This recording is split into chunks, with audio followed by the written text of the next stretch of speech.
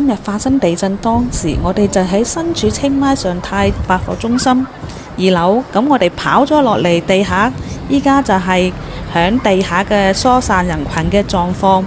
咁我哋依家朝住我哋泊車嘅停車場方向，正想揾返架車撤離現場啦。現場所見，大部分人嘅情緒都非常之平靜，只係有一部分人嘅情緒比較激動。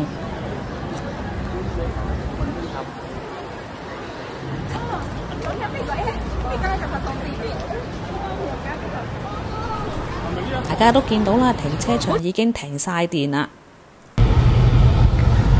我哋安全上咗車，依家諗住撤離，但係塞住晒依家呢個車。人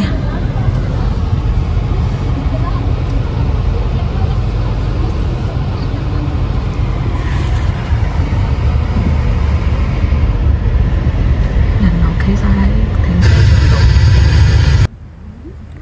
當其時真係個心好急，因為呢好擔心我哋個兜兜有冇受驚。好在返到屋企嘅情況係咁嘅。頭先喺出邊感覺到地震，依家返咗嚟啦。我哋住呢邊就感覺唔到有地震嘅痕跡。我哋兜兜冇事，喺樹底瞓緊覺。